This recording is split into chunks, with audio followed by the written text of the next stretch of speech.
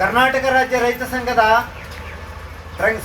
ಸಂಘ ತನ್ನ ರೈತರುಗಳಿಗಿರ್ತಕ್ಕಂಥ ಅನೇಕ ತೊಡಕುಗಳ ಬಗ್ಗೆ, ವಿಶೇಷವಾಗಿ ಪಶು ಇಲಾಖೆ ಮತ್ತು ಪಶುಪಾಲನಾ ಇಲಾಖೆಯಲ್ಲಾಗಿರ್ತಕ್ಕಂಥ ತೊಂದರೆಗಳ ಬಗ್ಗೆ ನಮ್ಮ ಒಕ್ಕೊತ್ತಾಯಗಳು ಸೆಕ್ರೆಟರಿ, ಆಯುಕ್ತರು ಮತ್ತು ನಿರ್ದೇಶಕರಲ್ಲಿ ಅದೇನಂತ ಹೇಳಿದ್ರೆ, ಇದೇ ತಿಂಗಳು 23ನೇ ತಾರೀಕು ಕಾಲು ಬಾಯಿ ರೋಗದ ಲಸಿಕೆಗಳನ್ನು ಪಶುಗಳಿಗೆ ಕೊಡ್ತಕ್ಕಂಥ ಕಾರ್ಯಕ್ರಮ ಹಮ್ಮಿಕೊಳ್ಳಿರುವುದ್ರ ಬಗ್ಗೆ ಗಮನಿಸಿದ್ದೀವಿ. ಈ ಸಂದರ್ಭದಲ್ಲಿ ಲಸಿಕೆ ಕೊಡೋದಕ್ಕೆ ನಮ್ಮ ಪ್ರಾಂತ್ಯದಲ್ಲಿ 39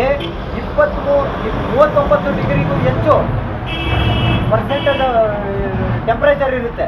ಈ ಟೆಂಪರೇಚರ್ನಲ್ಲಿ ಪಶುಗಳು ಈ ಲಸಿಕೆಯನ್ನು ತಡ್ಕೊಳ್ತಕ್ಕಂಥ ಶಕ್ತಿ ಇದೆಯಾ ಎಂಬತಕ್ಕಂಥದ್ದನ್ನು ಕೂಡ ಈ ಪಶು ಆರೋಗ್ಯ ಮತ್ತು ಜೈವಿಕ ಸಂಸ್ಥೆಯವರು ಮನಗಾಣಬೇಕಾಗಿದೆ. ಎರಡನೇದು, ಈ ರೀತಿ ಲಸಿಕೆ ಕೊಡುವಾಗ OTP ಪದ್ಧತಿಯನ್ನು ಜಾರಿಗೆ ತಂದಿರ್ತೀವಿ ಎಂಬತಕ್ಕಂಥದ್ದನ್ನು ಗಮನಿಸಿದ್ದೀವಿ. ಈ OTP ಪದ್ಧತಿಯಿಂದ ನಮ್ಮ ಅಕೌಂಟ್ನಲ್ಲಿರ್ತಕ್ಕಂಥ ಹಾಲಿನ ಖರ್ಚು, ಹಾಲಿನ ಹಣವನ್ನು ದುರುಪಯೋಗ ಮಾಡಿಕೊಳ್ಳೋದಕ್ಕೆ ಇವತ್ತಿನ ತಂತ್ರಜ್ಞಾನದಲ್ಲಿ ಅವಕಾಶ ಇರುವುದನ್ನು ಕಂಡಿದ್ದೀವಿ. ಅದಕ್ಕೋಸ್ಕರವಾಗಿ ಈ OTP ನಮಗೆ ಸಮಂಜಸವಲ್ಲ.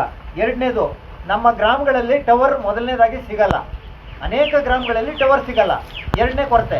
ಮೂರನೇದಾಗಿ, ರೈತರು ಅವಿದ್ಯಾವಂತರು, ಇವರಿಗೆ OTP ಹೇಳ್ತಕ್ಕಂಥ ಸಾಮರ್ಥ್ಯ ಇಲ್ಲ. ಈ ಎಲ್ಲ ಕಾರಣಗಳಿಂದ ನಮಗೆ ಈ ಲಸಿಕಾ ತಂಡಕ್ಕೆ ನಾವು ಈ OTP ಸಿಸ್ಟಮನ್ನು ತೆಗೆದುಹಾಕಬೇಕು. ಎರಡನೇದಾಯಿತು.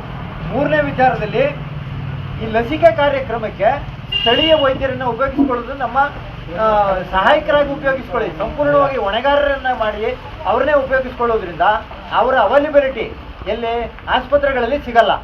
ಈ ಊರಿಂದ ಆ ಊರಿಗೆ ಅಲಿಯೋದೇ ಆಯ್ತದೆ, ಮತ್ತು ಕೆಲಸ ಕಾರ್ಯಗಳನ್ನು ಬೇಗವಾಗಿ ಶೀಘ್ರವಾಗಿ ಮುಗಿಸುವುದಕ್ಕೆ ಸಾಧ್ಯವಾಗಲಾರದು ತಾಂತ್ರಿಕ ತೊಡಕುಗಳಿಂದಾಗಿ. ಆ ಕಾರಣದಿಂದ ದಯವಿಟ್ಟು ಈ ಒಂದು ಸಿಸ್ಟಮನ್ನು ತೆಗೆದು ಈ ಲಸಿಕೆ ಕಾರ್ಯಕ್ರಮಕ್ಕಾಗಿ ವಿಶೇಷ ತಂಡವನ್ನೇ ರಚನೆ ಮಾಡಿ, ವೈದ್ಯರ ತಂಡವನ್ನೇ ರಚನೆ ಮಾಡಿ ಇದನ್ನು ಅನುಷ್ಠಾನ ತನ್ನಿ.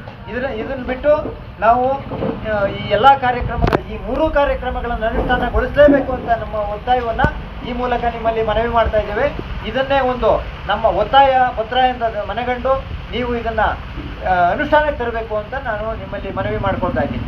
ಕರ್ನಾಟಕ ರಾಜ್ಯ ರೈತ ಸಂಘಕ್ಕೆ ಕರ್ನಾಟಕ ನ್ಯೂಸ್ ಡಿಜಿಟಲ್ ಚಾನಲ್ ಅನ್ನು ಈಗಲೇ ಸಬ್ಸ್ಕ್ರೈಬ್ ಮಾಡಿ. ಧನ್ಯವಾದಗಳು.